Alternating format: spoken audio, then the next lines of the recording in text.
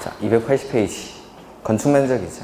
건축 면적은 건축물 외벽의 중심선으로 둘러싸인 부분의 수평 투영 면적을 건축 면적이라고 합니다.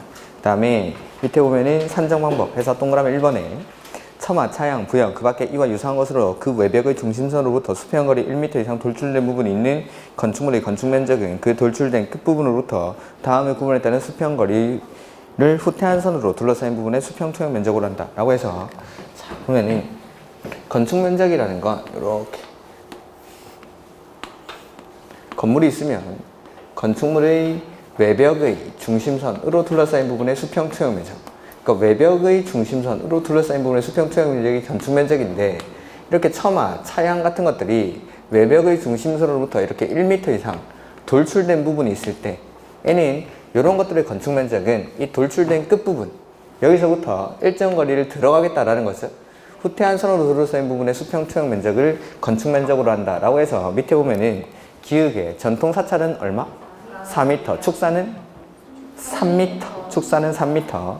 그 다음에 한옥은 2m. 그 다음에 친환경 자동차 충전시설은 2m. 그 다음에 제로 에너지 인증 건축물도 2m. 그 밖의 건물은 1m. 이렇게. 그래서 돌출된 끝부분, 여기서부터 전통사찰은 4m, 축사는 3m, 한옥은 2m, 친환경 자동차 충전시설도 2m, 제로 에너지 인증 건축물도 2m, 그 밖의 건물은 1m씩 들어간 부분으로 둘러싸인 부분의 수평 투영 면적을 건축 면적으로 한다라는 거. 그 다음에 2번 이런 건 보지 마십시오. 그 다음에 동그라미 3번. 여기서 이제 건축 면적, 바닥 면적 이런 데서 중요한 건 제외되는 부분들이 시험 문제입니다. 제외되는 부분들. 그래서 3번에 건축 면적에 산입하지 않는다라고 해서 지표면으로부터 높이 얼마까지죠? 1m 이하에 있는 부분은 건축 면적에 산입하지 않습니다. 근데 창고 중에 물품을 입출구하기 위해서 차량을 접안시키는 부분은 1.5m까지. 이렇게. 그래서 건물 지표면부터 이렇게 계단 같은 걸 이렇게 해놔버리면은 이런 것들도 건축 면적에 포함될 수 있으니까 이런 것들을 빼주기 위해서 지표면으로부터 높이 1m까지는 아예 건축 면적에 산입하지 않는 거죠. 요 위에서부터 가장 넓은 부분, 거기를 건축 면적으로 산입을 하겠다라는 겁니다. 근데 창고 중에 물품을 입출구하기 위해서 차량을 접안시키는 부분, 그 트럭 같은 거 대기 위해서 그 타이어 달아놓고 그런 부분 있죠.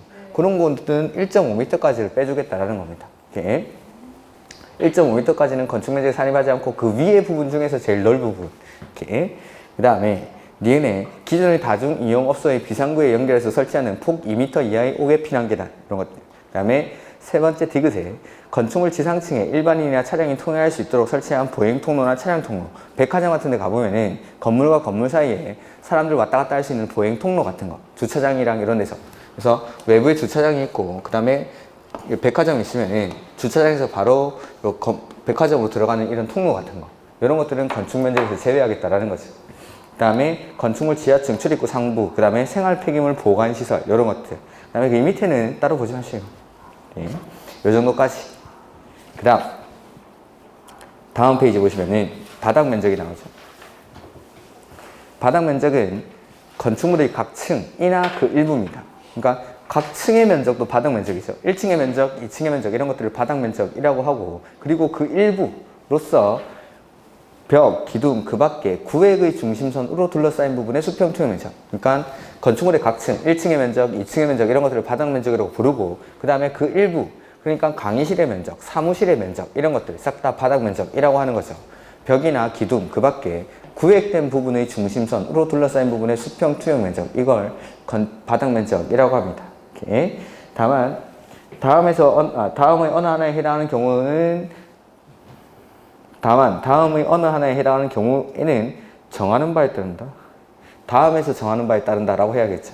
그래서 1번에 벽, 기둥, 구획이 없는 건축물은 그 지붕의 끝부분으로부터 수평거리 1m를 후퇴한 선 해서 이런 벽이나 기둥으로 구획이 안 된 이런 건물들, 지붕 있고 이렇게 기둥 2개 사이에 있고 이렇게, 그 다음에 지표면 있고 이런 것들은 따로 구획이 안 돼 있으니까 여기 지붕의 끝부분으로부터 얼마씩 들어오죠? 1m씩 들어와서 이 부분으로 둘러싸인 부분의 수평 투영 면적, 이걸 바닥 면적으로 보겠다라는 거죠. 그 다음에 두 번째, 건축물의 노대 등의 바닥은 난간 등의 설치 여부에 관계없이, 이것도 공식으로 써놨네. 노대 등의 면적에서 노대 등이 접한 가장 긴 외벽에 접한 길이에 얼마를 곱해주죠? 1.5m를 곱한 값을 뺀 면적을 바닥 면적에 산입한다 라는 거죠. 그 공식이 그 말이죠. 그래서 건물이 여기 있고 앞에 발코니 같은 거 이런 것들 노대라고 부르는 거죠. 그러면 노대 등의 면적에서 라고 돼 있으니까 노대 등의 면적이 요거 곱하기 요거 이렇게 된 거죠. 요 길이 곱하기 요 길이 한 개, 자 보면은 여기를 2m라고 하고 여기를 10m라고 가정해 보죠. 그럼 20제곱미터 이렇게 되죠. 여기에다가 노대 등이 접한 가장 긴 외벽의 접한 길이가 얼마죠? 10m. 이 외벽 노대 등이 접한 가장 긴 외벽의 접한 길이가 10m에다가 얼마를 곱해주죠? 하면 얼마가 되죠? 15제곱미터가 되죠. 그리고는 얼마 남죠? 요 5제곱미터만 바닥 면적에 산입을 하겠다라는 거. 그러면은 요거 15제곱미터만큼은 바닥 면적에서 제외하겠다라는 거죠. 공짜로. 그래서 요 길이에 1.5를 곱한 값만큼은 바닥 면적에 산입하지 않는다. 이거 넘어가면은 바닥 면적에 산입한다. 그래서 아파트에 가보면은 발코니 길이가 대부분 1.5m를 안 넘는다라고 했죠. 요까지는 공짜로 쓰는 거니까. 바보 아니고서 이걸 넓게 할 필요가 없죠. 공짜로 쓰는 것까지만 딱 설치를 해주고 나머지는 안쪽으로 실내 공간을 넣어야죠. 주거적 면적으로. 그 다음에 3번 이하가 이제 바닥 면적 산정할 때 제외되는 건데 보면 필로티나 그 밖에 이와 비슷한 구조의 부분은 공중의 통행이나 차량의 통행 내지는 주차에 전용되는 경우와 라고 되어 있죠. 그러니까 일반적인 건축물에서는 공중의 통행이나 차량의 통행, 주차에 전용되는 경우 그 다음에 공동주택일 때에는 바닥 면적에 산입하지 않습니다. 그러니까 필로티 부분은 공동주택일 때는 무조건 바닥 면적에 산입하지 않는 거죠. 그 다음에 일반적인 건축물일 때는 공중의 통행이나 차량의 통행, 주차에 전용될 때 이럴 때 바닥 면적에 산입하지 않습니다. 그 다음에 네 번째 승강기탑, 계단탑, 장식탑 그래서 건물 지어가지고 그 건물 옥상에 이만큼 튀어나와 있는 부분들 이런 거 있죠. 승강기탑, 계단탑, 장식탑 그냥 바닥 면적에서 제외합니다. 그 다음 다락인데 다락은 층고가 얼마까지? 1.5m 경사지붕일 때는 1.8m까지는 바닥 면적에 산입하지 않죠. 그 다음에 뭐 더스트 슈트 뭐 이런 거 됐고 그 밑에 옥상, 옥외, 지하에 설치하는 물탱크 등 이렇게 되어 있는데 옥상, 옥외 그리고 지하에 설치하는 물탱크, 기름탱크, 냉각탑, 정화조, 도시가스 정화기 이런 것들은 바닥 면적에 산입하지 않습니다. 옥내로 들어가면 안 되겠죠. 그러니까 옥상, 옥외, 지하 옥내는 안 되고 건물 안은 안 되고 옥상, 옥외, 지하에 설치하는 물탱크, 기름탱크, 냉각탑, 정화조, 도시가스 정화기 이런 것들 바닥 면적에 산입하지 않는다라는 거. 그 다음에 5번 이것도 시험에 많이 나왔죠. 5번은 공동주택으로서 지상층에 설치한 기계실, 전기실, 어린이 놀이터, 조경시설, 생활 폐기물 보관시설 역시 바닥 면적에 산입하지 않습니다. 그 다음에 그 밑에 쭉 나오는 거 보지 마시고 그냥 그 다음에 연면적은 각층 바닥면적 합계를 연면적이라고 부르죠. 각층 바닥면적의 합계를 연면적. 그 다음에 지하층 바닥면적, 연면적 계산의 포함 여부 이렇게 되어 있는데 지하층은 연면적에는 당연히 포함이 됩니다. 다만 용적률 산정할 때의 연면적에서 제외하겠다라는 거죠. 그래서 용적률 산정할 때 연면적에서 제외되는 거 네 가지가 있었죠. 지하층, 부설주차장, 피난공간, 대피공간 이런 것들은 용적률 산정할 때 연면적에서 제외되는 거. 오케이. 그 다음에 건축 허가의 절차 이제 면적 건축 허가가 나오죠. 지금 면적이 뭐 앞에 저는 맨 뒤에 설명드리는 건데 이게 중간에 앞에 나와가지고 먼저 말씀드린 거고 아까 했던 게 이제 적용 대상물 그다음에 뭐 대지랑 건물 그다음에 일부 공작물에다가 건축법을 적용을 하고 그다음에 건축하거나 대수선하거나 용도 변경할 때 건축법을 적용하게 되죠. 그 다음에 건축하거나 대수선할 때는 원칙, 허가받는데 그 허가의 절차에 관한 내용이죠. 허가의 절차. 자, 건축 허가를 할 때.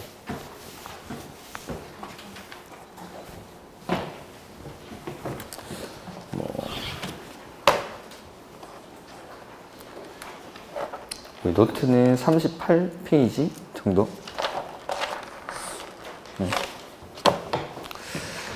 보면은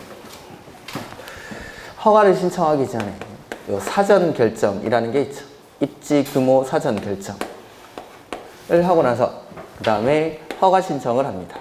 그 다음에 허가를 받고 나서 이제 착공을 하죠. 착공할 때는 공사 계획을 신고해줘야 되고 공사가 완료되고 나면 건물을 사용하기 전에 뭐 받죠? 사용 승인 받고 건물을 쓰죠. 이게 허가의 절차.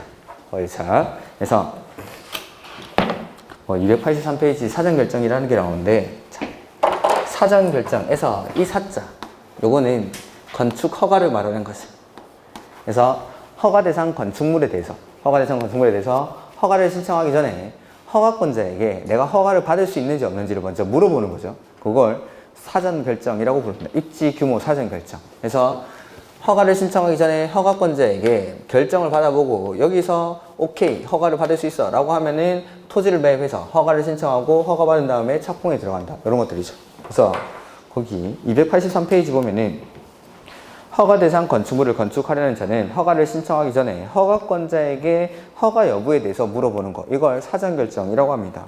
그 다음에 심의, 평가, 동시신청 이렇게 있는데, 사전결정을 신청할 때 건축위원회 심의와 교통영향평가서의 검토를 동시에 신청할 수 있다. 그걸 이렇게 줄여서 써놨죠.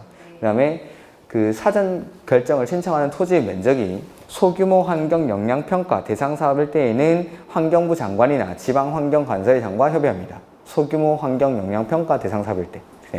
그 다음에 허가권자는 사전결정을 한 후 사전결정 신청자에게 7일 안에 통지를 해줍니다. 그러니까 내가 허가를 신청하고 싶다라고 이제 물어보면은 7일 안에 사전결정의 내용을 통지해준다라는 거. 그 다음에 결정 효과라고 되어 있는데, 사전결정을 받은 경우 통지받으면은 개발행위 허가, 산지 전용 허가, 농지 전용 허가, 하천 전용 허가 이런 것들이 의제가 됩니다.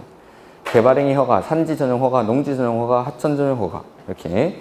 단 미리 협의 이런 건 됐고, 그 중에서 기출문제에 나왔던 게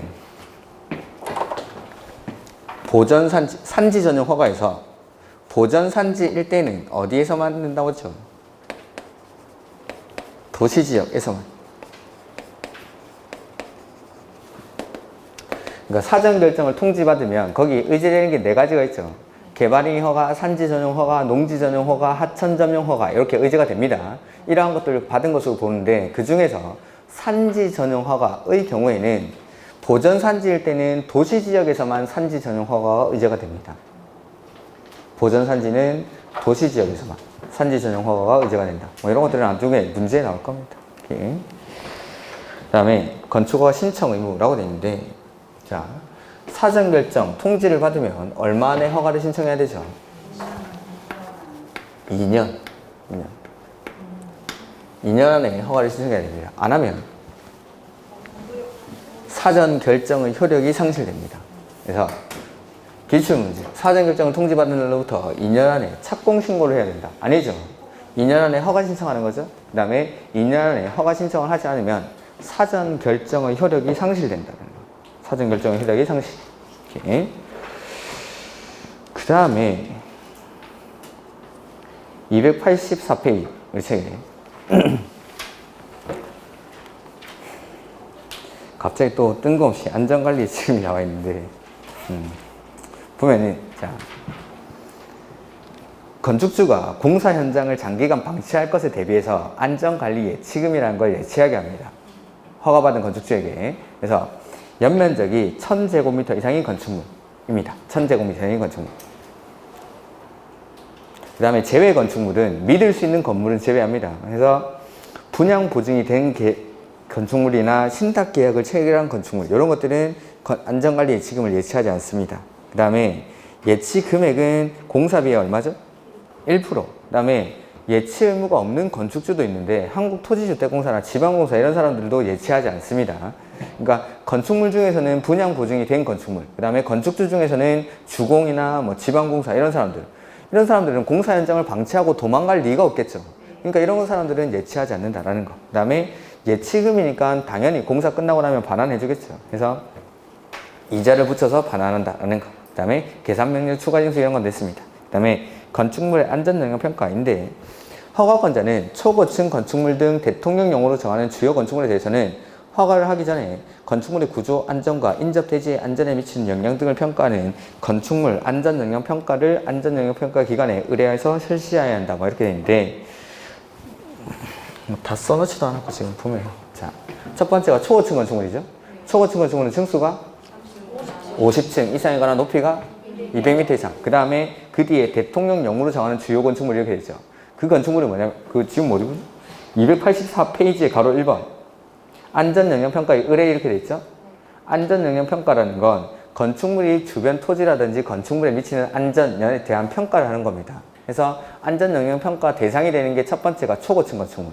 두 번째는 대통령령으로 해놨는데 그게 뭐냐면 연면적이 10만 제곱미터 이상이고 플러스 층수가 16층 이상인 건축물입니다. 연면적이 10만 제곱미터 이상이고 16층 이상인 건축물. 그러니까 어떤 것들이 안전영향평가 대상이지만 기억하고 가자. 이렇게.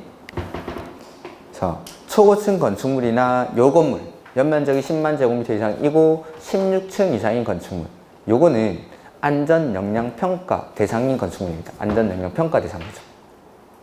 물론 시험에 나온 적은 없습니다. 아직. 이렇게.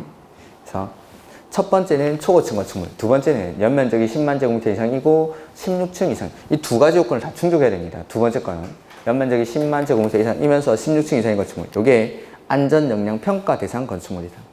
그래서 안전영향평가 기관에다가 안전영향평가를 의뢰해서 안전영향평가를 한다라는 것. 나머지 내용은 됐습니다. 그 다음에 4번에 건축 허가 나오죠. 자, 이제 요거부터 보여야죠.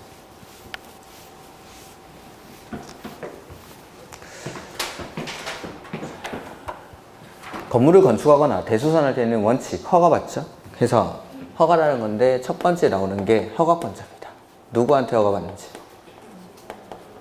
그래서 원칙은 허가권자, 누구죠? 시장, 군수, 구청장이 허가를 합니다. 근데 예외적으로 층수가 21층 이상이거나 연면적 합계가 10만 제곱미터 이상인 건축물. 건물이 좀 크죠? 이런 건물을 내가 특별시나 광역시에서 건축하려고 합니다. 이럴 때는 허가권자가 특별시장, 광역시장이 허가를 하죠. 근데 21층 이상이나 10만 제곱미터 이상인 건축물을 내가 시나 군에서 건축하려고 합니다. 허가 누가 하죠? 시장, 군수가. 요게 허가권자. 그래서 건물을 건축하거나 대수선할 때는 원칙, 시장, 군수, 구청장이 허가하는데 21층 이상이나 10만 제곱미터 이상인 건축물을 특별시나 광역시에서 건축할 때는 특별시장, 광역시장 허가권자가 바뀌는 거죠. 허가권자가 바뀌는데 시나 군에서는 여전히 시장, 군수가 허가를 합니다. 대신에 시장, 군수가 이런 건물 허가하기 전에 도지사에게 뭐 받아야 되죠? 승인. 허가하기 전에 승인을 받는다라고 해서 이걸 도지사의 사전 승인이라고 부르죠. 도지사의 사전 승인. 이렇게. 그래서 허가권자에 절대 나오면 안 되는 사람이 시도지사 아니고 그냥 도지사. 시는 여기 있죠. 특별시랑 광역시가 허가하는 경우가 있죠. 도지사. 도지사는 어떤 건물도 허가하는 경우가 없습니다. 국장도 당연히 허가권자에 들어가면 안 되고. 그래서 도지사가 허가권자가 아니라는 거. 이렇게. 그 다음에 여기 보면은 21층 이상이나 10만 제곱미터 이상인 건축물인데 여기서 건축물의 연면적 30% 이상을 증축해서 21층 이상으로 되거나 10만 제곱미터 이상이 되는 경우를 포함합니다. 그 다음에 여기서 제외되는 건물들이 있죠. 그게 공장, 그 다음에 창고, 그 다음에 심의를 거친 건축물 이런 것들은 제외된다 라는 거. 이렇게. 요게 허가권자. 그 다음에 도지사의 사전 승인 대상인데 첫 번째가 저기 나온 21층 이상이나 10만 제곱미터 이상인 건축물. 이걸 이제 대형 건축물 이렇게 부른 거죠. 두 번째는 자연환경이나 수질을 보호하기 위해서 자연환경이나 수질을 보호하기 위해서 도지사가 뭘 하죠? 지정 공고한 구역에서 도지사가 지정 공고한 구역에서 규모는 3층 이상이나 연면적 1000제곱미터 이상의 5가지 시설이 있었습니다. 첫 번째가 일반 업무시설. 그 다음에 두 번째는 일반 음식점. 그 다음에 세 번째는 위락시설. 그 다음에 네 번째는 숙박시설. 그 다음에 다섯 번째는 공동주택. 이러한 것들을 건축할 때 도지사의 사전 승인을 받는다라는 게. 그 다음에 세 번째는 교육환경이나 주거환경. 교육환경이나 주거환경을 보호하기 위해서 여기도 마찬가지. 도지사가 지정한 공간구역에서 규모는 따로 없죠? 따로 없고 뭐 지을 때? 위락시설. 이랑 두 번째는 숙박시설을 건축할 때 요게 요 세 가지가 도지사의 사전 승인 대상. 그래서 첫 번째가 대형 건축물 21층 이상이나 10만 제곱미터 이상인 건축물이고, 두 번째는 자연환경이나 수지를 보호하기 위해서 도지사가 지정 공간구역에서 규모는 3층 이상이나 1000제곱미터 이상의 요 다섯 가지 시설. 직장인들이 어디서 한다고 했죠? 업무시설에서. 회식하러 어디 갑니까? 일반 음식점. 2차는 위락시설 갔다가 오버한 사람 어디 자죠? 숙박시설. 집에 못 가니까 모텔에 자죠. 그 다음에 나머지는 공동주택. 집에 가죠. 다 까먹었죠 또. 그래서 일하고 나서 회식하러 갔다가 그 다음에 2차 갔다가 오버한 사람 모텔 가서 자고 나머지는 공동주택 집에 가고. 요게 도지사의 사전 승인. 그 다음에 교육환경이나 주거환경을 보호하기 위해서 역시 도지사가 지정 공간구역에서 규모는 따로 없고 위락이나 숙박시설 지을 때 요게 허가권자. 그러니까 허가권자는 크게 원칙이 있고 그 다음에 도지사의 사전 승인 대상까지 여기까지가 이제 허가권자라고 보시면 되겠죠. 그 다음에 그 우리 책에 가로 3번에 불허가 처분 이렇게 돼 있는데 기속 재량 행위 뭐 이런 예외적으로 허가를 거부할 수 있는 경우입니다. 허가를 거부. 그러니까 건축 허가라는 건 기속 행위이기 때문에 허가권자에게 원래는 재량이 인정되지 않지만 예외적으로 이러한 경우에는 허가를 거부할 수 있다라는 거. 그래서 가로 3번에 보면은 허가권자는 허가를 하고자 하는 때에는 뭐 건축 규정 준수 여부를 확인해야 하고, 다만 다음의 어느 하나에 해당하는 경우에는 이 법이나 다른 법률에도 불구하고 건축위원회 뭘 거쳐서? 심의를 거쳐서 허가를 하지 아니할 수 있다. 그래서 허가를 거부할 때는 심의를 거쳐서 허가를 하지 아니할 수 있습니다. 심의를 거쳐서. 첫 번째가 위락이나 숙박시설에 해당하는 건축물의 건축을 허가하는 경우 해당 대지에 건축하려는 건축물의 용도, 규모 또는 형태가 주거환경이나 교육환경 등 주변 환경을 고려할 때 부적합하다고 인정될 때, 이럴 때는 뭘 거쳐서? 심의를 거쳐서 허가를 하지 아니할 수 있다는, 허가를 하지 아니할 수 있다. 허가 거부 사유입니다. 그러니까 여기 사전 승인 대상이라고 보면은 사전 승인 대상은 교육환경이나 주거환경을 보호하기 위해서 도지사가 뭘 했죠? 지정 공간구역 안에서 위락이나 숙박시설에 대해서 허가를 내어주려면 미리 도지사에게 승인받고 허가를 내주라는 거죠. 근데 허가 거부 사유는 어디서든지 간에 뭐 도지사가 지정 공간구역이 아닙니다. 그냥 위락이나 숙박시설을 허가하려는데 이게 주변의 교육환경이나 주변 환경 등 주변 환경을 고려하니까 부적합하다고 인정하는 거죠. 이럴 때는 허가권자가 자기 재량으로 심의를 거쳐서 허가를 거부할 수 있다는 겁니다. 허가를 거부할 수 있다. 그 다음에 두 번째가 방제지구나 자연재해 위험 개선지구 등 상습적으로 침수되거나 침수가 우려되는 지역의 지하층 등 일부 공간을 주거용으로 사정하거나 거실을 설치하는 것이 부적합하다고 인정할 때에는 뭘 거쳐서? 심의를 거쳐서 허가를 하지 아니할 수 있다는 거. 그 다음에 가로 4번에 건축허가의 필수적 취소 사유 이렇게 있는데, 필요적 취소 사유. 자, 허가받고 나서 착공 원칙 얼마 만에 하죠? 2년. 공장은 3년. 다만 이 기간은 정당한 사유가 있을 때는 얼마 연장해 주죠? 1년 연장할 수 있습니다. 근데 안 하면 허가를 취소하여야 한다. 허가를 취소하여야 한다. 이게 뭐 첫 번째죠. 보면은 허가권자는 허가받은 자가 다음의 어느 하나에 해당하는 사유에 해당하면 허가를 취소하여야 한다. 하여야 한다. 다만 다음의 1에 해당하는 경우 1이 2년 3년 안에 착공하라 이 말이죠. 1에 해당하는 사유에 해당하는 경우로서 정당한 사유가 있다고 인정되면 얼마 동안 연장해 주죠? 1년의 범위 안에서 착공 의무 기간을 연장할 수 있다라고 해서 1번 허가받은 날로부터 2년. 근데 가로 안에 공장은 3년 안에 착공 안 할 때. 착수하지 않은 경우. 그 다음에 2번에 착수 의무 기간 안에 착공은 했는데 공사 완료가 불가능할 때. 세 번째는 착공 신고 전에 경공매 등으로 대지의 소유권을 상실했죠. 그때부터 6개월이 경과했음에도 착공이 불가능하다고 판단될 때에는 허가를 취소 어떻게 하죠? 하여야 한다. 하여야 한다. 허가를 취소하여야 한다라는 거. 이렇게. 그 다음에 옆에 보면은 대지의 소유권 확보 이렇게 돼 있죠. 보면은 허가를 받으려는 자는 해당 대지의 소유권을 확보해야 된다. 얼마나? 100%. 100%. 원칙은 소유권을 100% 확보해야겠죠? 근데 다음의 어느 하나에 해당하는 경우는 그러하지 않는다. 즉 소유권을 100% 확보하지 않아도 허가를 내어주는 경우가 있다라는 거죠. 첫 번째, 소유권을 확보하지 않았지만 뭘 확보했죠? 권원을 확보했을 때.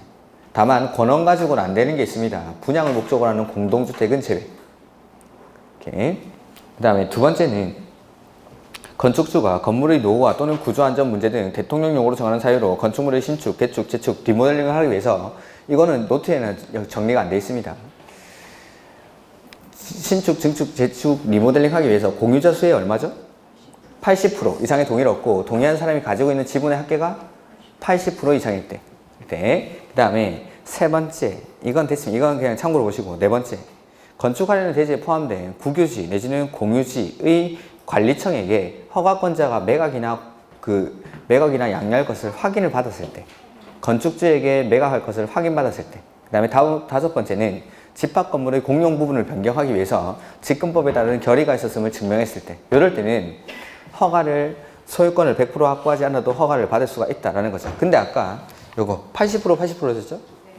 나머지 확보하지 못한 20% 없이는 착공에 못 들어가 있죠. 그러니까 허가는 소유권을 100% 확보하지 않아도 허가를 내어주는 경우가 있지만 착공할 때는 100%를 확보해야 됩니다. 그래서 나머지 20% 이걸 해결하기 위한 방법이 매도 청구. 매도 청구할 때 가격은 시가로. 그 다음에 얼마 이상 협의해야 되죠? 3개월 이상. 이건 항상 나오는 거죠. 매도 청구할 때 시가로 하고 그 다음에 3개월 이상 협의하고 그 다음에 매도 청구할 때 이 토지 중에서 소유자 확인이 곤란한 토지 이런 것들은 일간신문에 2차례 이상 공고하고 30일이 지났을 때는 매도 청구 대상이 되는 토지로 본다. 그 다음에 이런 토지들은 감정가로 공탁하고 사업을 할 수 있다. 뭐 이런 내용들이 있죠. 이렇게.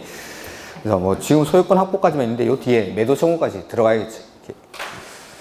그 다음에 허가 제한은 또 어디 갔지? 매도 청구가 저 뒤에 있죠. 그 288페이지. 그래서 아까 80% 중에서 동의하지 아니한 공유자에게 그 공유 지분을 가격은 시가로, 두 번째 줄이죠. 공유 지분을 시가로 매도할 것을 청구할 수 있다. 그리고 매도 청구하기 전에 3개월 이상 협의를 해야 되고, 네. 그 다음에 소유자 확인이 안 되는 땅들, 이런 것들은 일간신문에 2차례 이상 공고를 하고 30일이 지났을 때는 매도 청구 대상이 되는 토지로 보고, 그 다음에 감정가를 공탁하고 사업을 할 수 있다라는 거죠. 이렇게. 그 다음에 건축허가 제한 7번에 보면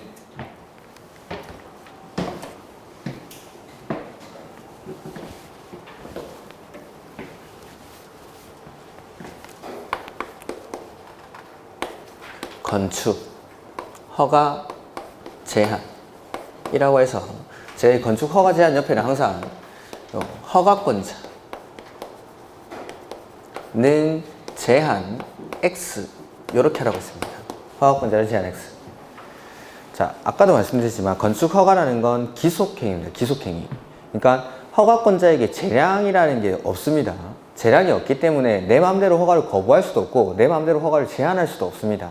그러니까 아까 허가 거부 사유라는 건 아주 예외적으로 그러한 사유가 있을 때만 예외적으로 허가를 제한하겠다, 허가를 거부하겠다라는 거고, 허가 제한도 원칙적으로는 허가권자는 제한할 수 없습니다. 자, 여기 허가권자 원칙 누구죠? 시장, 군수, 구청장. 그래서 건축 허가를 제한하는 사람에는 시장, 군수, 구청장은 나오질 않는 겁니다.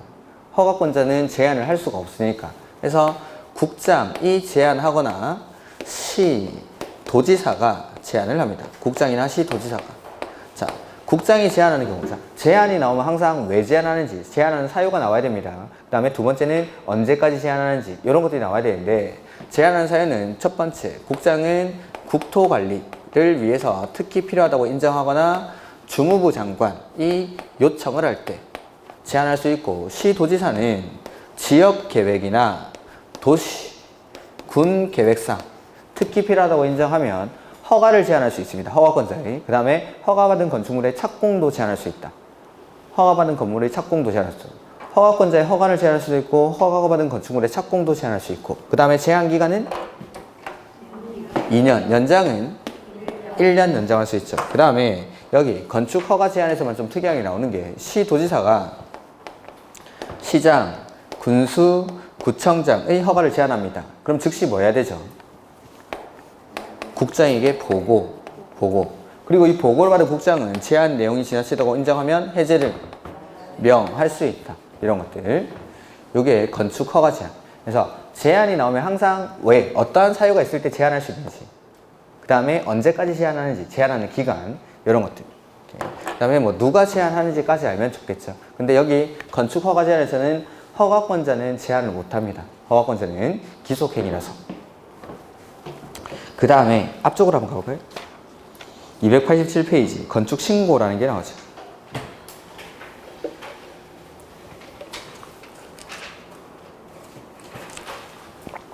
원칙적으로 건축물을 건축하거나 그 다음에 대수선할 때는 허가를 받아야 되는데 일부 건물은 신고하고 지을 수 있는 건물이 있죠. 차라리 요거는 그냥 노트에 정리되어 있는 거 그걸로 정리하도록 하죠. 39페이지 메뉴에 정리가 되어 있죠. 신고 대상 건축물. 그래서 자, 증축할 때 바닥 면적 합계는 얼마죠? 85제곱미터 이하의 개, 제축. 거기 바닥 면적이라고 안 써놨는데 바닥 면적이란 말을 좀 써두시겠습니까? 헷갈릴 수 있으니까 노트에 85제곱미터 앞에 바닥 면적 합계가 85제곱미터 이하의 개, 제축. 그 다음에 높이는 3m 이하. 그 다음에 신축할 때 어디서 하죠? 촌에서 했죠. 관리, 농림, 자연환경 보전지역에서 건축물을 건축하면서 규모가 2미, 3미, 200제곱미터 미만, 3층 미만. 그래서 촌에서 하면서 규모가 2미, 3미. 촌에서 2미, 3미. 요런 건물. 그러니까 관리, 농림, 자연환경 보전지역에서 건물을 건축하는데 그 규모가 200제곱미터 미만이고 3층 미만인 건축물은 허가가 아니라 신고하고 지을 수 있다라는 거죠. 근데 그 밑에 보면은 방제지구나 지구단위 계획구역은 제외됩니다. 그러니까 방제지구나 지구단위 계획구역에서는 요거라 하더라도 허가받고 지어야 된다 이 말이죠. 그 다음 세 번째 대수선인데 규모가 2미, 3미. 그러니까 200제곱미터 미만 3층 미만인 건축물을 대수선 하거나 또는 어떤 대수선이죠? 수선에 해당하는 대수선. 아까 대수선에 해당하는 행위에는 네 가지가 있었죠. 증설, 해체, 수선, 변경. 증설, 해체, 수선, 변경에 해당하는 행위가 대수선이었는데 그 중에서 수선에 해당하는 대수선은 신고하고 할 수 있다는 겁니다. 그러니까 규모가 2미, 3미가 아니라 하더라도 규모가 2미, 3미 더 크죠. 10층짜리, 16층, 100층짜리 건물입니다. 100층짜리 건물에 내력벽을 수선하는 거죠. 이거 신고하고 할 수 있습니까? 네. 수선에 해당하는 대수선이니까. 100층짜리든 막 200층짜리든 500층짜리든 그냥 수선에 해당하는 대수선은 신고하고 하는 겁니다. 아니라면 다른 대수선이라 하더라도 건물의 규모가 200제곱미터 미만이고 3층 미만인 건물을 대수선하는 건 신고하고 해도 됩니다. 그러니까 규모가 200제곱미터 미만 3층 미만인 건물을 대수선하거나 또는 그냥 증설, 해체, 수선, 변경 중에서 수선에 해당하는 대수선을 할 때 그거는 신고하고 할 수 있다라는 거.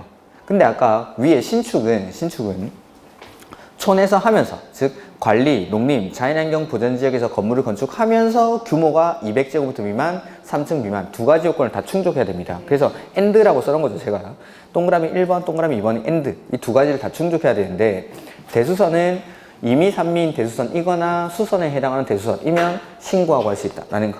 그 다음에 뭐 4분 표준 설계도서 이건 됐습니다. 그 다음에 공장은 무슨 공장이라고 했죠? 오이공장.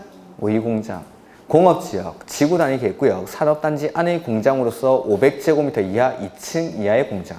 오이공장 500제곱미터 이하 2층 이하.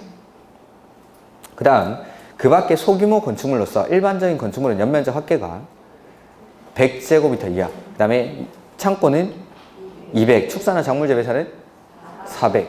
이런 것들은 신고하고 지을 수 있다라는 거죠. 다만 창고, 축사, 작물 재배사는 읍면지역에서 건축할 때 신고하고 짓습니다. 보면은 신고 대상 건축물 정리해보면 증축이죠. 증축할 때는 첫 번째 바닥 면적 합계는 85제곱미터 이하의 개, 제축은 신고하고 하면 됩니다.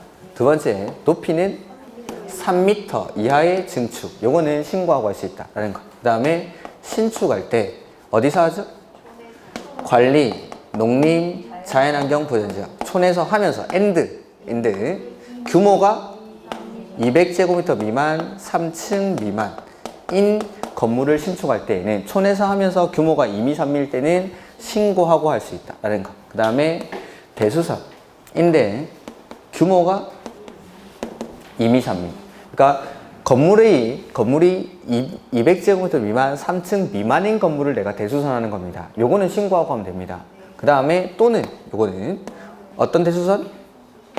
수선에 해당하는 대수선. 증설, 해체, 수선, 변경 중에서 수선하는 건 신고하고 할 수 있다라는 거죠. 수선하는 건. 그 다음에 뭐 4번 표준 설계도서 그건 됐고, 공장은 무슨 공장? 오이공장. 그래서 공업지역, 지구단위 계획구역, 산업단지 안의 공장으로서 500제곱미터 이하, 2층 이하의 공장은 신고하고 지을 수 있다라는 거. 그 밖에 소규모 건축물로서 연면적 합계가 일반적인 건축물은 100제곱미터 이하. 자, 그러니까 내가 상업지역에서 연면적 90제곱미터짜리 건물을 지으려고 합니다. 신고하고 지을 수 있습니까? 네. 촌이 아니더라도 어떤 지역에서든지 연면적 합계가 100제곱미터 이하인 것들은 신고하고 지을 수 있다는 거죠. 근데 촌에서는 관리, 농림, 자연환경 보전지역 예산에서는 200제곱미터 미만, 3층 미만까지 신고하고 지을 수 있다는 겁니다. 다만 여기서는 뭐 지구단위 계획구역이나 방제지구는 제외되긴 하지만 이렇게 여기가 아니더라도 연면적 100제곱미터 이하짜리들은 어디서든지 신고하고 지을 수 있다. 그 다음에 창고는 200, 축사나 작물재배사는 400제곱미터. 요게 신고 대상 건축물. 그 다음 신고 대상 건축물은 신고하고 나서 얼마 안에 착공해야 되죠? 1년. 신고 대상 건축물은 1년 안에 착공을 해야 되고, 안 하면 신고의 효력이 없어집니다. 그거 뭐 따로 쓸 필요 없는데 밑에 써놨는데 제가 39페이지 그 노트 그 허가 받고 나서는 2년 돼 있죠? 근데 그 밑에 신고하고 나서는 1년 돼 있죠? 그 다음에 사전 결정 받고 나서는 얼마? 2년. 다 써놨죠? 그리고 사전 결정 받고 나서 사전 결정 밑에 2년에 X 돼 있고 신고하고 나서 1년에 X 돼 있죠? 그럴 때는 어떻게 해준다고 돼 있죠? 실효, 효력이 상실. 근데 아까 허가 받고 나서 2년 안에 착공 안 하면 허가를 취소하여야 한다. 허가를 취소하여야 한다. 웬만하면 다 써놨습니다. 그 다음에 이런 것 289페이지 뭐 건축 허가의 절차도 뭐 이런 거 있는데 볼 필요 없습니다. 그 다음에 여기 공사가 완료가 됐죠. 그러면 이제 사용 승인을 받아야겠죠. 뭐 중간에 착공 신고를 해야 되고 하는 게 있는데 그런 것들을 뭐 참고로 보시고, 건축주가 공사를 완료하고 나면 허가권자에게 사용 승인을 신청합니다. 그러면 사용 승인을 신청받은 허가권자는 며칠 안에? 7일 안에 사용 승인을 내어주기 위한 검사를 실시하고 그 검사에 합격된 건축물에 대해서는 사용 승인서를 교부를 해야겠죠. 이렇게. 그 다음에 원칙적으로 사용 승인을 받은 후가 아니면 건물을 사용할 수 없는 게 원칙이지만 예외적으로 법령에서 정한 기간 안에 사용 승인서를 교부하지 않거나 임시 사용 승인을 받은 경우에는 건물을 사용할 수 있습니다. 이렇게. 그 다음에 임시 사용 승인 기간은 얼마로 하죠? 2년. 이거 연장할 수 있습니까? 네. 얼마 동안? 그런 건 없습니다. 그냥 연장할 수 있습니다. 그래서 임시 사용 승인 기간은 2년으로 하고 공사 기간이 긴 건축물에 대해서는 그 기간을 연장할 수 있다라는 거. 이렇게. 그 다음에 식수 등 조경을 하기 위해 부적합한 시기에 공사가 완료된 건축물에 대해서는 허가권자가 지정하는 시기까지 식수 등 필요한 조치를 할 것을 조건으로 임시 사용 승인을 할 수 있다. 뭐 이런 것들을 한번 보시고, 그 다음에 지금 우리 책에는 가설 건축물에 대해서는 아예 안 나와 있는데 나중에 문제풀이 할 때 가설 건축물 나오면은 한번 보도록 하죠. 그 다음에 건축물의 대지와 도로 해서 뭐 대지의 안전 보면은 이제 요거죠. 이거. 어떤 규제를 받는지가 협의 대상 건축물도 아예 안 나와 있는데 문제풀이 할 때 뭐 보면 나오고, 그 다음에 여기 대지. 자, 건물이 지어지기 위한 대지는 어떤 요건을 거쳐야 하냐라는 겁니다. 그래서 첫 번째로 대지는 인접한 뭐보다 낮으면 안 됩니다. 도로면보다. 물에 잠길 수 있으니까. 그래서 대지, 건축물의 용도상 대지가 배수의 지장이 없거나 건축물의 용도상 방수의 필요가 없는 토지는 인접한 도로보다 낮아도 됩니다. 이렇게. 그 다음에 뭐 한 줄 써놨는데 거기 292페이지에 4번 5번 습한 토지, 물이 나올 우려가 많은 토지, 그 밖에 쓰레기, 이와 유사한 것으로 매립된 토지는 지반이 약하겠죠. 그래서 건물 지으려면 성토, 지방 개량 등 필요한 조치를 해야 되고, 그 다음에 대지에는 빗물과 오수를 배출하거나 처리하기 위해서 필요한 하수관, 하수구, 저수탱크, 그 밖에 이와 유사한 시설을 설치를 해야 된다. 그 다음에 그 밑에 옹벽의 설치라고 해서, 자, 송개의 우려가 있는 토지에는 옹벽을 설치를 해야 되는데, 그때 그 기준이 밑에 이제 박스에 나오죠. 그래서 보면 옹벽 설치의 기준이 성토 내지는 절토 하는 부분의 경사도가 1대 1.5 이상입니다. 그리고 이 부분의 높이가 1m 이상인 거죠. 이렇게 송개의 우려가 있는 토지 경사도가 1대 1.5 이상이고 이 부분의 높이가 1m 이상이면 앞에다가 옹벽을 이렇게 설치를 하라는 겁니다. 그 다음에 니은에 동그라미 2번에 이 옹벽의 높이가 2m 이상인 거죠. 이럴 때는 옹벽을 콘크리트로 해야 됩니다. 콘크리트로. 그 다음에 옹벽의 외벽면, 이게 이제 시험에 나왔었는데, 옹벽의 외벽면에는 이 옹벽의 지지를 위한 시설이나 배수를 위한 시설물 외의 구조물은 이 밖으로 튀어나오면 안 됩니다. 그러니까 튀어나올 수 있는 건 지지를 위한 시설이나 배수를 위한 시설, 그것만 튀어나올 수 있다라는 거죠. 이게 이제 옹벽 설치 이런 것들이고, 그 다음에 거기 290페이지 맨 밑에 조경이 나오죠. 대지 면적이 얼마 이상이죠? 200제곱미터 이상인 대지에 건물을 건축하려는 자는 조경을 해야 됩니다. 대지 면적이 200제곱미터 이상. 근데 조경 의무가 배제되는 건물들이 있었죠. 그래서 녹지, 관리, 농림, 자연환경 보전지역. 녹지, 관리, 농림, 자연환경 보전지역. 그래서 291페이지 맨 위에 녹지, 그 다음에 저 8번에 관리, 농림, 자연환경 보전지역. 근데 관리, 농림, 자연환경 보전지역 중에 지구단위 계획구역에서는 반드시 조경을 해야 됩니다. 그 다음에 대지에 염분이 함유되어 있는 경우, 그 다음에 축사, 허가대상 가설건축물, 이러한 것들에 대해서는 가설건축물은 좀 있으면 철거할 거니까 조경 의무가 없죠. 그 다음에 이런 것들은 그냥 왜 안 하는지만 기억하시면 되는데, 숫자 나오는 게 좀 있었죠. 공장은 대지 면적은 5,000 미만, 대지 면적은 5,000 미만, 연면적 합계는 1,500 미만. 공장은 대지 면적은 5,000 미만, 연면적 합계는 1,500 미만. 그 다음에 어디에 있는 공장이죠? 산업단지 안에 있는 공장. 산업단지 안에 있는 공장. 그 다음 물류시설은 연면적 합계가 1,500. 거기 7번에 있죠? 7번에 물류시설은 1,500 미만.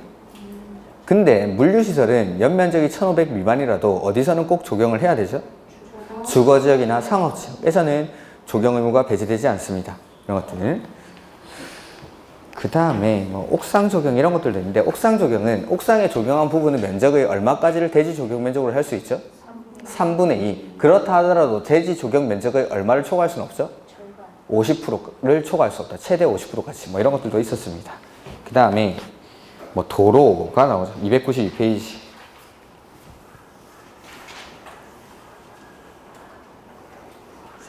도로의 정의에 대해서는 아까 나왔었죠.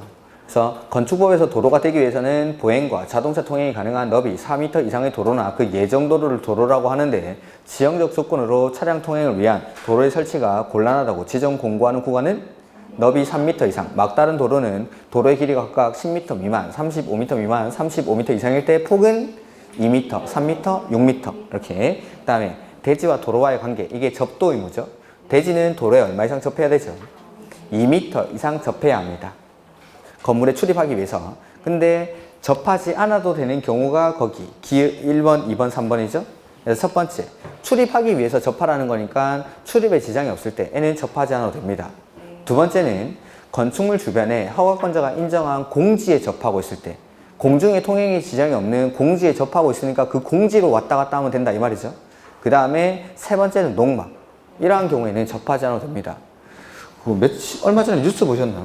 그 보니까 그 농막을 이렇게 쓰는데, 방금 보면은 농막은 도로에 접하지 않아도 되죠. 지금 그 시험에 나오는 거 이야기할 때는 막 주무시거든요. 시험에 안 나오는 거 이야기하니까 갑자기 고개 드시죠. 자, 보면은 며칠 전 뉴스에 나오던데, 그 농막은 도로에 접하지 않아도 되니까 사람들이 맹지를 사들이는 겁니다. 저 시골에 있는 맹지를 사가지고 농막을 짓는 거죠. 농막을 짓는데 가보니까 이게 가설 건축물인데 집보다 더 삐까뻔쩍합니다. 농막이라고 하고 이걸 세컨하우스로 이렇게 농막을 지어가지고 집으로 별장으로 활용하는 거죠. 이런 것도. 농막은 접하지 않아도 되니까. 사람들이 참 머리가 좋죠. 공부하면 피가 되고 살이 되는 과목이 또 공법인데 맨 자고 있고. 그래서 농막은 도로에 접하지 않아도 되니까 저런 데다가 농막으로 신고하고 가설 건축물 지어버리는 겁니다. 그래서 뭐 별장처럼 활용하고 이런다는 게 뭐 뉴스에 나왔었죠. 그 다음에 이번에 보면은 큰 건물은 더 넓은 도로에 더 많이 접하라는 거죠. 그래서 연면적이 2000제곱미터 이상, 공장은 3000제곱미터 이상인 건축물은 너비 얼마 이상? 6m 이상인 도로에 4m 이상 접할 것을 요건으로 합니다. 그 다음에 도로를 지정하거나 폐지하거나 변경할 때는 원칙, 이해관계인이 동의를 받아야 됩니다. 근데 지정할 때 이해관계인은 그 도로 부지의 소유자입니다. 소유자. 근데 이 소유자가 해외에 거주할 때는 동의받기 힘들겠죠? 아니면 주민들이 이미 사실상의 통로로 오랜 기간 동안 이용하고 있는 겁니다. 이런 것들은 그냥 시민만 거쳐서 지정할 수 있습니다. 근데 폐지하거나 변경할 때, 이럴 때는 원칙적으로 이해관계인의 동의를 받아야 되고 예외적으로 동의를 생략할 수 있는 예외가 없습니다. 그냥 무조건 동의를 받아야 됩니다. 그게 차이점입니다. 그 다음에 뭐 도로관리지향 이런 거 됐고, 그 다음에 건축법의 적용 범위. 이건 아까 했죠. 도시지역, 지구단위 계획구역, 동이나 읍지역에서는 100% 적용하는데 이러한 지역이 아닌 강원도 평창군 위지면 토수리 저 산골짜기에서는 옆에 일부 규정을 적용하지 않는다라는 거. 그 다음에 건축선, 아까 말씀드렸죠? 대지 면적 산정할 때. 대지 면적에서 자, 원칙적인 건축선은 대지와 도로의 건축선을 말하죠. 근데 후퇴선 해가지고 아까 앞에 나왔던 건데 소요너비에 미달하는 도로에서 양쪽 옆에 대지가 있을 때는 도로의 중심선으로부터 소요너비 얼마? 2분의 1씩을 후퇴를 하고 반대편에 경사지, 하천, 철도, 선로, 부지 이런 것들이 있을 때는 경사지 등이 있는 도로의 경계선으로부터 얼마만큼? 소요너비만큼의 수평거리의 선을 건축선으로 한다라는 거. 그 다음에 가각전제 이런 것들은 참고로 보셔야 됩니다. 그 다음에 대지의 분할 제한이라는 게 나오죠. 그래서 요거는 뭐 많이 했죠. 건축물이 있는 대지는 주거지역 60, 상호공업 150, 녹지 200, 기타 60 미만으로 분할할 수 없다. 근데 건축물이 없는 대지는 우리가 국계법에서 배웠습니다. 국계법의 개발행위 허가사항 중에 5번이 토지의 분할이죠. 보죠. 아니 이거는 모를 게 아닌데 건축물의 건축 공정 오기 188페이지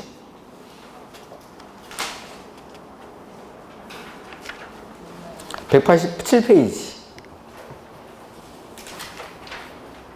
거기 보면은 개발행위 허가에서 허가사항 나오죠? 표에 그 밑에서 두 번째 칸 토지의 분할 있죠? 가로 안에 뭐라고 돼 있죠? 건축물이 있는 대지의 분할은 제외한다고 그랬죠. 건축물이 있는 대지는 왜 제외하냐면 방금 보신 건축법에서 규제를 하니까. 그래서 개발행위 허가 대상인 건 건축물이 없는 대지만 이 건축물이 없는 대지를 주거지역 60, 상호공업 150, 녹지 200, 기타 60 미만으로 분할하는 건 가능합니다. 할 수는 있지만 난개발을 유발할 수 있기 때문에 뭐 받으라는 거죠? 허가. 그게 지금 방금 보고 계신 게 개발행위 허가 대상인 행위. 그러니까 이러한 행위는 그냥 하면 안 되고 허가받고 해라. 근데 건축물이 있는 대지는 이거보다 작게 분할할 수가 없습니다. 아예. 그래서 건축물이 없는 대지는 작게 분할할 수는 있지만 허가받고 해야 되고 건축물이 있는 대지는 이거보다 작게 아예 분할할 수가 없다라는 거. 그 기준은 똑같이 주거지역 60, 상업공업 150, 녹지 200, 기타 60 이렇게. 그 다음에 그 밑에 보면 관계 규정에 따른 대지의 분할 제한이라고 되어 있죠. 그래서 건축물이 있는 대지는 대지와 도로의 관계뿐만 아니라 다음의 기준에도 못 미치게 분할할 수 없다. 그러니까 이러한 규정에 못 미치는 분할을 허용하지 않는다는 겁니다. 그래서 요거는 노트에 정리가 되어 있으면 저 끝에 가면 있습니다. 이거는 어디 있냐면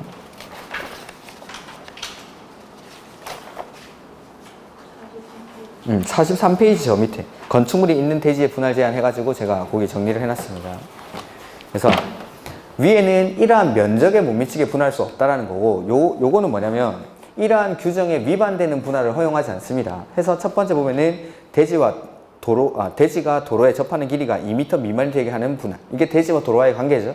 그래서 원래는 도로에 2m 이상 접해야 되는데 이거에 못 미치게 분할을 할 수가 없다라는 거. 그 다음에 건폐율, 용적률, 그 다음에 높이가 두 가지. 그 다음에 대지 안의 공지라는 규정은 제가 수업 시간에 수업 안 했습니다. 이건 뭐냐면 이렇게 대지가 있고 이 안에 건물을 지으면은 이 건물은 이 대지와 도로와의 그 경계선 여기로부터 일정 거리를 띄워서 건축을 하라는 겁니다. 이게 대지 안의 공지. 그러니까 도로와 대지와 도로와의 경계선이랑 건물 사이에 일정 거리를 띄우죠. 그러면 여기 공지가 확보가 된다라는 거죠. 이게 이 거리가 여러 가지가 있습니다. 여러 가지가 뭐 몇 미터 띄우고 몇 미터 띄우고 이게 많아가지고 그냥 안 하는 겁니다. 이렇게. 그래서 그러한 규정에 위반되는 분할을 허용하지 않겠다라는 겁니다. 이렇게. 그래서 첫 번째가 대지와 도로와의 관계, 그 다음에 건폐율, 용적률, 높이, 대지 안의 공지 이러한 규정에 못 미치는 분할을 허용하지 않는다라는 거. 이렇게. 그 다음에 가설 건축물이 여기 나와 있구나. 그래서 우리 이제 허가 대상 가설 건축물이 있고 신고 대상 가설 건축물이 있었죠. 허가 대상 가설 건축물은 어디다 설치하는 거라고 했어요? 맨 앞에 뭐라고 되어 있습니까? 여긴 안 돼 있구나. 우리 그 노트에 한 10페이지 한번 가보시면 10페이지.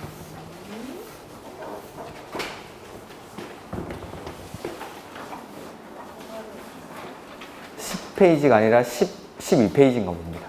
12요? 네. 거기 도시군 계획 시설 사업 나오면 맞는데. 네. 그 도시군 계획 시설 사업에서 맨 앞에 단계별 집행계획 있죠? 네. 그 단계별 집행계획에서 쭉쭉쭉 따라 내려오다 보면은 도시군 계획 시설에 대한 관리계획 결정고시로부터 2년 안에 사업이 시행되지 않은 경우로서 첫 번째, 단계별 집행계획이 수립되어 있지 않죠? 두 번째는 1단계 집행계획에 포함이 되어 있지 않습니다. 이럴 때는 그 토지 사업할 때까지 놀립니까? 활용을 합니까? 어떻게 활용하죠? 비실이 중에 첫 번째가 그 가설건축물이 바로 허가대상 가설건축물입니다.